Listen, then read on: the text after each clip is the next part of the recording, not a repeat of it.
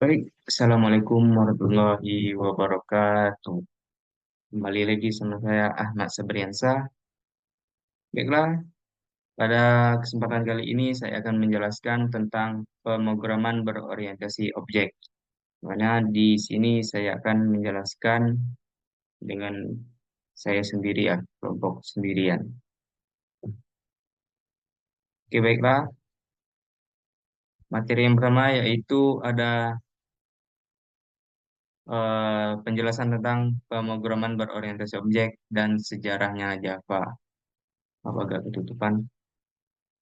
Pemrograman berorientasi objek, tahu yang dikenal OOP, adalah model pemrograman komputer yang mengatur desain perangkat lunak seperti data atau objek, bukan fungsi dan logika.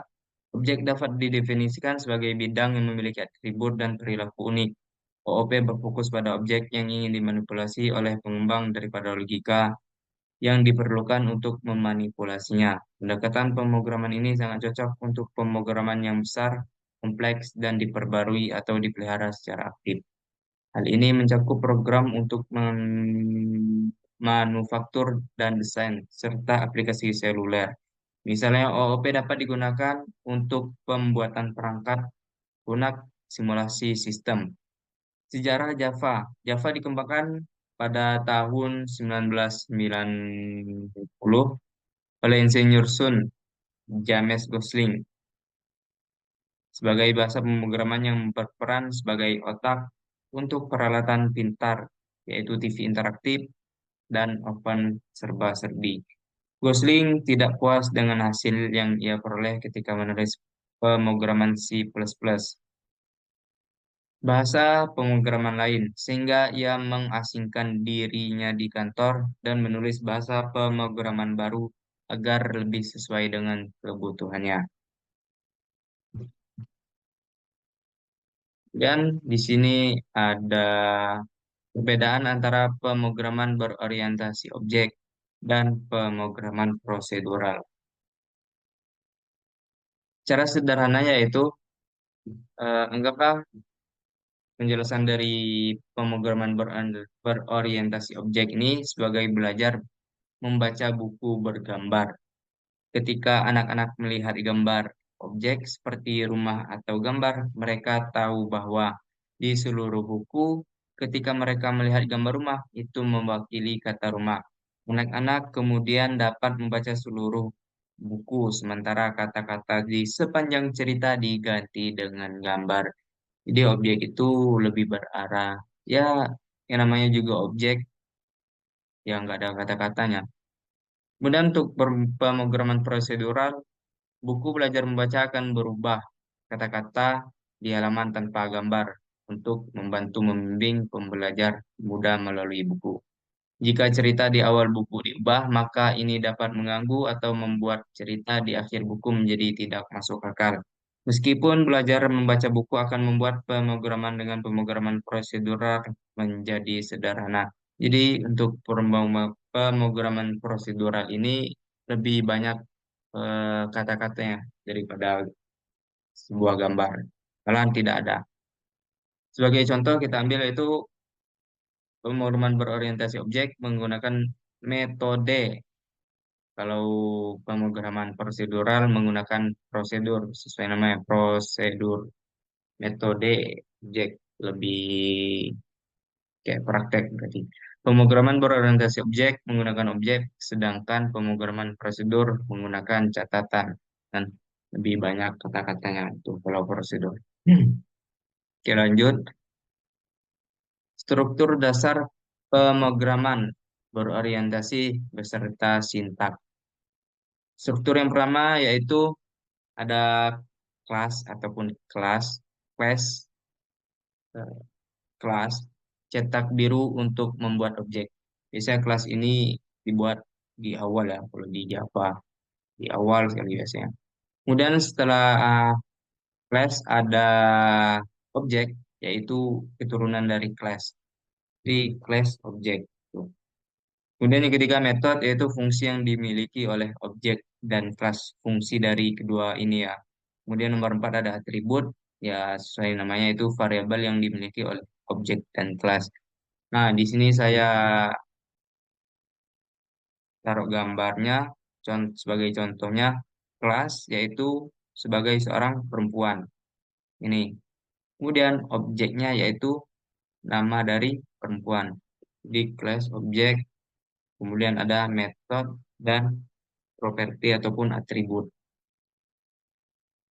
Lanjut, nah, sini pengertian kelas dan objek. Kelas adalah tipe data yang digunakan pengguna yang bertindak sebagai cetak biru untuk objek, atribut, dan metode individual. Objek. Objek adalah turunan dari kelas yang dibuat dengan data yang ditentukan secara spesifik. Objek dapat berhubungan dengan objek dunia nyata atau entitas abstrak. Ketika kelas didefinisikan di awal, deskripsi adalah satu-satunya objek yang didefinisikan. Jadi sudah kelas tipe data yang ditentukan sebagai cetak birunya, kemudian objek itu banyak definisinya. Konstruktor. Konstruktor ialah metode khusus yang diedukasi saat pembuatan objek.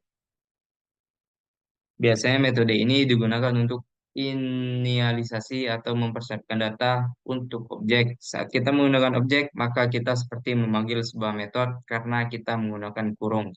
Seperti, mirip seperti metode, kita bisa memberi parameter dan konstruktor.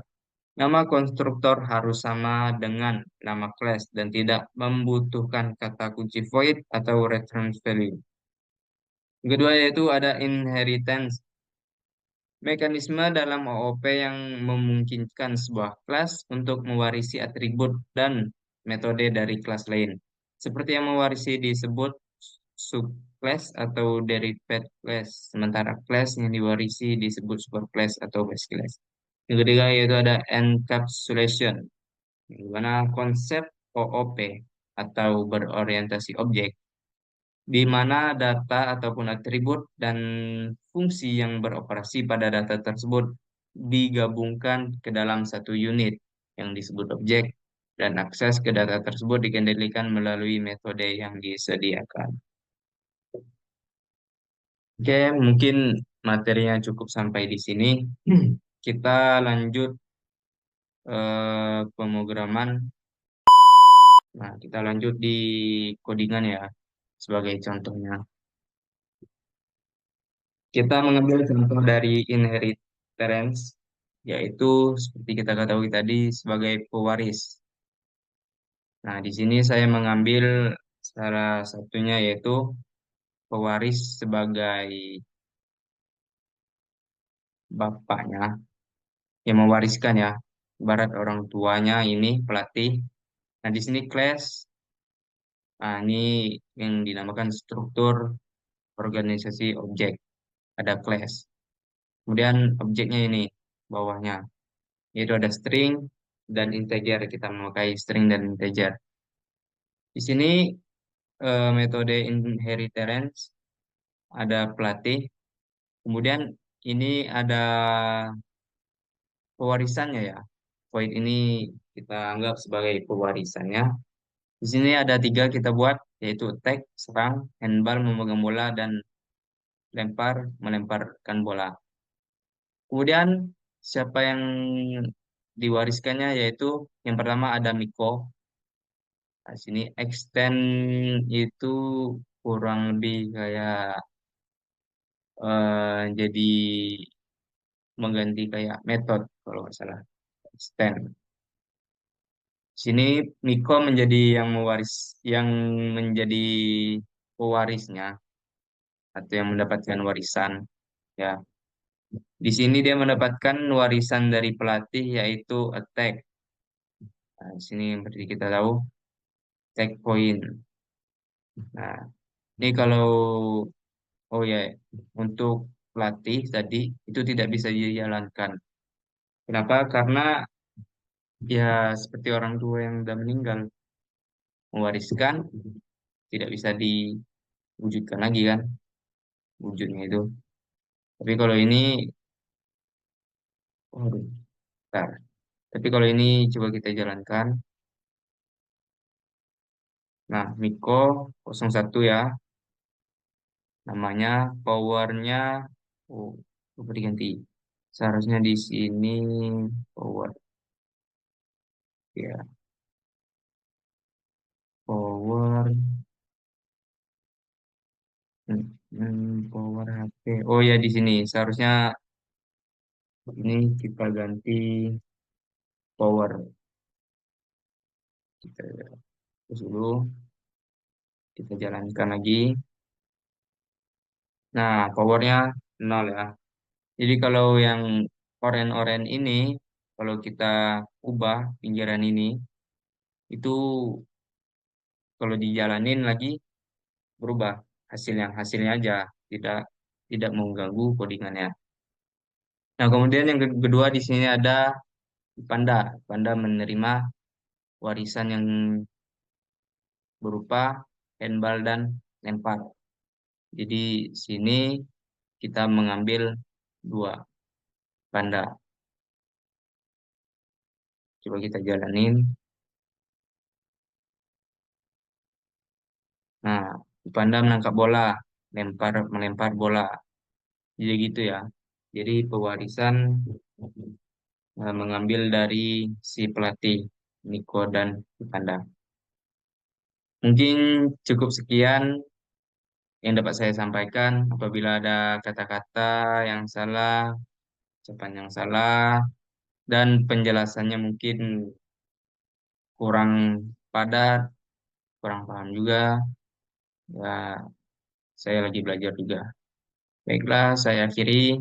Assalamualaikum warahmatullahi wabarakatuh.